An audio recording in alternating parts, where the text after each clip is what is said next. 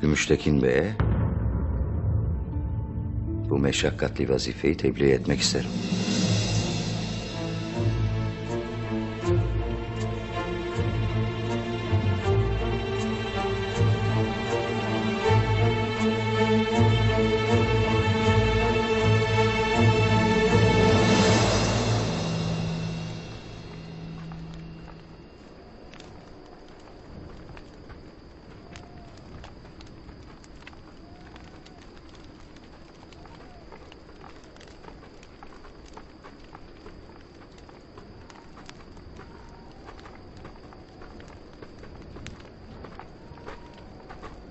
Haymana. Çekil önümden. Tuğtekin Bey'in kimseye yaklaştırmayın dedi Haymana.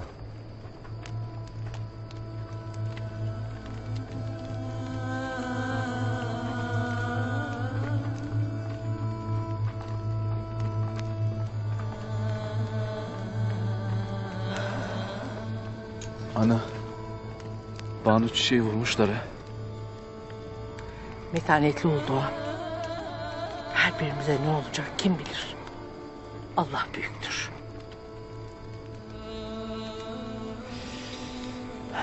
Hem kim bilir.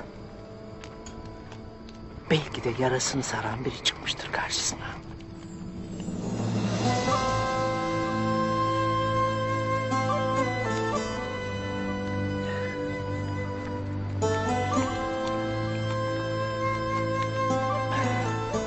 İnşallah ana.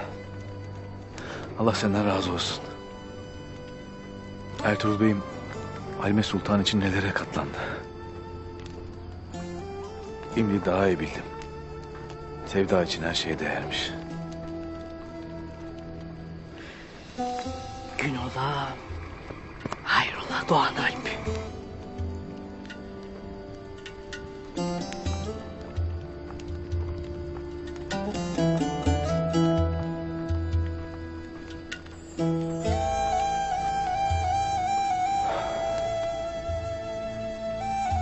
Allah'ım şükürler olsun.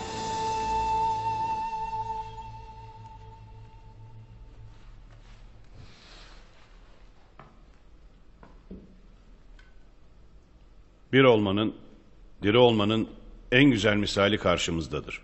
Emir Saadettin.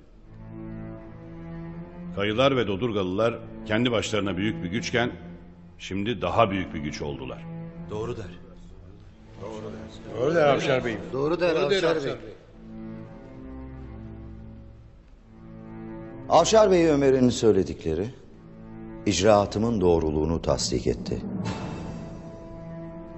Sağ olsun. Var olsun.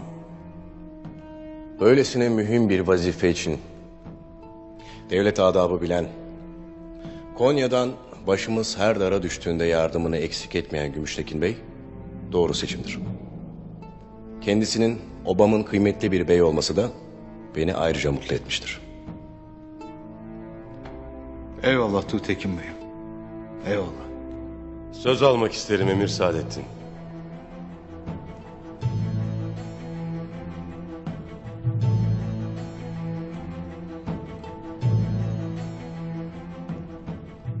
Buyur Ertuğrul Bey. Haymana'nın vekaletiyle kayıları temsil ederiz. Anam Gündoğdu Bey ve beni vazifelendirmiştir. Gümüştekin Bey Haymana'ya gelip bizimle mühim bir meseleyi istişare etmek istediğinizi söylemiş. Doğrudur. Bense davetinizin gayesiyle burada olanları bir ve doğru görmem.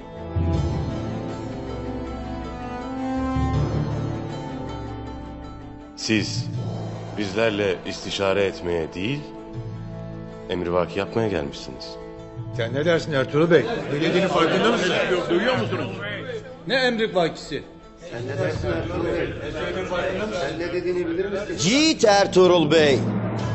Neyimizi eğri görmüş ola ki böyle konuşur.